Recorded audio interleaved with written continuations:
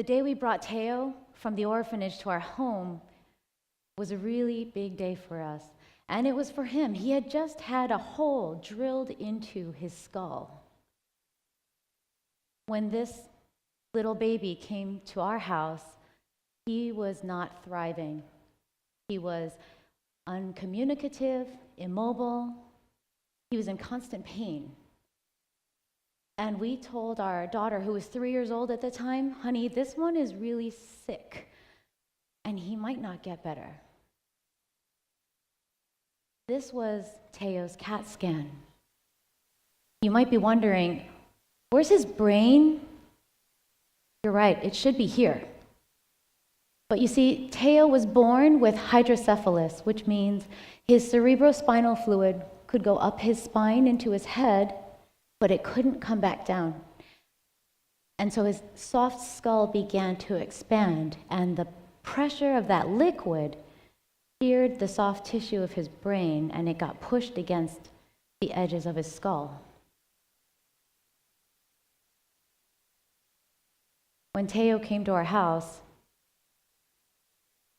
we were told by medical professionals, he can't move. He's not going to be able to crawl, much less walk. He can't communicate at all, and he probably doesn't even understand what you're saying. We thought, well, that's okay. It's just for a few days, right? Well, in the beginning, my husband would lie on the floor for hours with the iPad to engage him and try to get him to move his arms. My daughter would hold up a bottle. 你自己来. She was teaching him to feed himself. She would lie on the ground with him and teach him to flop on his face and then tuck his shoulder and then flop backwards. And that's how Lainey taught Teo how to move. Eventually, against all the odds, he could sit up on his own despite the weight of his head. He loved getting his medicine every day from his Jijie, his big sister. In 2014, Teo stood up for the first time. And in 2015, he outgrew the biggest stroller we could buy for him, so we got him his own wheelchair. Doesn't he look so pleased with it? At this point, Teo was a part of our family. He went everywhere with us, and he loved to ride in taxis. Last year, we were left breathless when he took his first steps with a walker.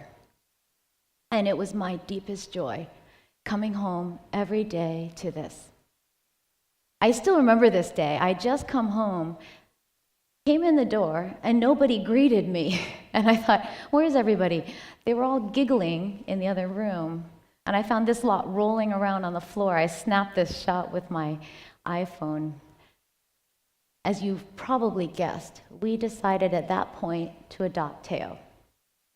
Our spare room was going to forever become Teo's room. Why were we willing to bring an orphan into our home for a couple of days?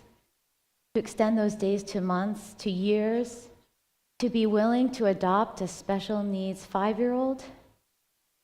Well, we love him dearly, and I think we all serve a purpose. Do you have a purpose? Do you know what it is? If you don't, for me, it's really simple. It lies in the intersection of two ideas. On one side, you've got the thing that offends you. When we heard Teo's story that his parents had saved up the money and given him to a doctor who took the baby and took the money and carved a hole in his head and gave him back to die, we were offended. And we heard that all he needed was a place to stay and recover. Well, we certainly had that to offer. So we found that intersection, which is our opportunity to serve our purpose. It became giving him our spare room. Here's the interesting thing about purpose. We were ready to go beyond that. We were ready to say, we're going to adopt this boy. But God's purpose is so much bigger than our own, and it's perfect. So through a series of events I need another TEDx to tell you about, he ended up living with another family. He became adopted by another family called the McClures. He became an American citizen, and he lives in the US.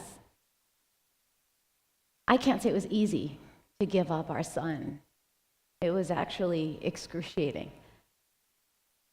But we know what our purpose is, and we know that there's a role to fill, and we're willing to fill that role. It's amazing. A couple months ago, we had the chance to see Teo and his new family in LA. We met on, of all places, a street called Mateo Street. So when you're willing to participate in life and engage in your purpose, you get an opportunity to participate in some of life's most extraordinary stories. Allow me to take you back to where it all started. It was a really late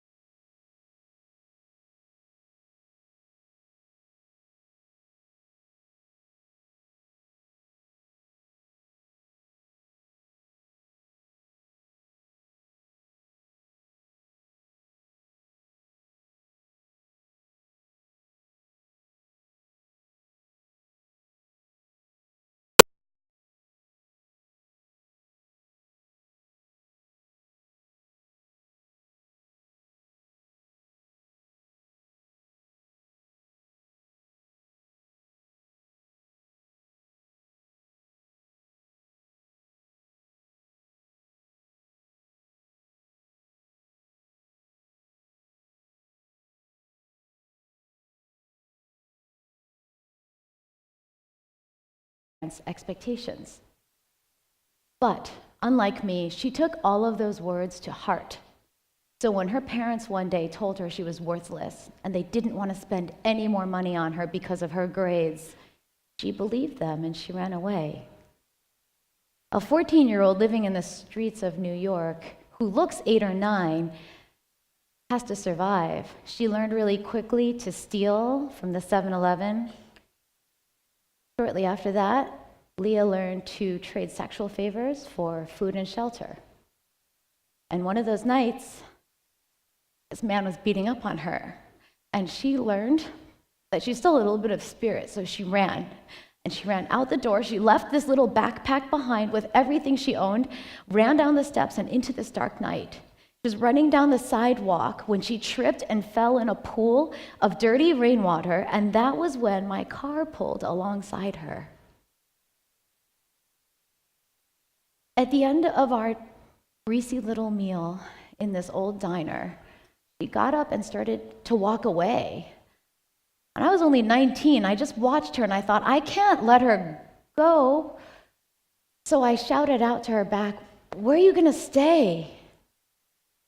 And she didn't answer me, but she froze. And I remember seeing her little shoulders shaking.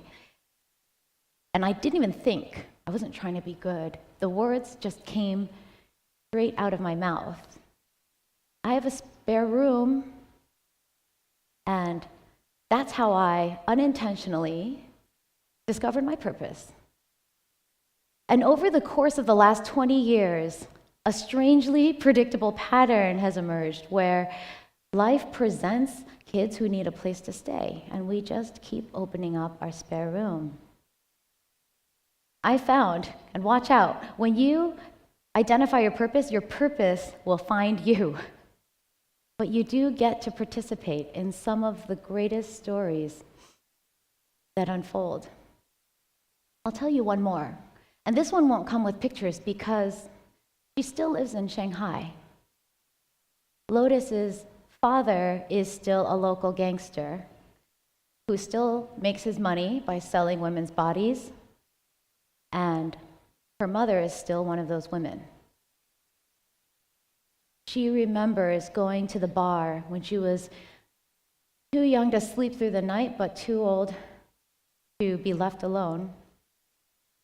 Her mom would tie a string around her chubby little wrist to a bar stool so she wouldn't get lost while her mother went and looked for a John. And when she found a customer, she would untie the wrist and carry the baby upstairs and put the baby on the floor where she had to sit quietly while her mom earned her money. Lotus grew up in a brothel, and life certainly couldn't have been easy for them. Eventually, it became clear that if she stayed with her mother, the beatings would eventually kill her, so she was moved in with her father. A teacher noticed she started to come to school dirtier and dirtier, hungrier and hungrier, and they realized that her father had had a gambling situation, ran away with some money, and no cell phone. So Lotus had no way to reach her parents. She was homeless. We were asked, not knowing Lotus or the teacher, really, would you take her? Would you give her your spare room? When Lotus came into our home, she was covered in scars. Her head on the left side had been permanently dented in. She'd never had a bed to sleep in of her own.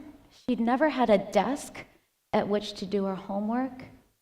She'd never worn a pair of underwear. So in the beginning, we kept it simple. We started talking about showering, and then we said, well, you also have to use the soap. And then it took a couple weeks before we could convince her to medicate this fungus that had grown up her feet, up her legs. And I had this epic battle with her about the required use of sanitary napkins in our home. It was not an easy 5 months, and I certainly was not at my best. You might be wondering, why did I do it? Why did we do it as a family? I think at this point, we'd been opening up our spare room for 20 years and realized that you don't stop when you're uncomfortable or when your apartment smells really bad. You stop when the need is met. With Teo, he's an American citizen living in Los Angeles. Leah, I got to see walk across the stage with her foster family, graduate from high school. Lotus, well, when she moved in, she was 14 years old, and she was just trying to finish middle school before getting a job. In China, as many of you know, you don't just get to go to high school, you have to pass a very difficult test called the Zhongkao. This is roughly the way the scoring works in the Zhongkao, right? And it's really tough to get into an ordinary school, much less one of the key high schools. When Lotus moved in with us, her latest practice test has scored a 130. So that's okay. We'll finish school, we'll help her get a job. She has a safe, clean place to live and healthy meals. After a couple months, she scored a 200. And then another month later, she scored a 300. Lotus had doubled her score in all these practice tests. So by the time the real test came along, I was telling her, you are smart. Go for the 400. You can do this. She came home from school, and remember, we weren't the best of friends. We had all these arguments, maxi pad, clean the bathroom. But she hugged me. She said, Emily, I think I got a 420. She had done the math in her head and figured out how many right and wrong. A few weeks later, she got her real score back. Lotus scored a 480. She's the first one in her family to go to high school. She lives in a boarding school where the other students call her the cleaner because she has learned and embraced the value of hygiene. And more importantly, though her school workload is crushing, Lotus still goes back to her old neighborhood on the weekends so she can mentor younger, underprivileged children. I'm so proud of this girl. So I just want to leave this with you today. Before you go to sleep tonight, ask yourself, what's my spare room? Ask yourself, what is the thing in life that offends me? Maybe it's stray animals, abused children, sex trafficking, the refugee crisis. Also ask yourself, what can I offer? Maybe it's a spare room. Maybe it's money, time, food.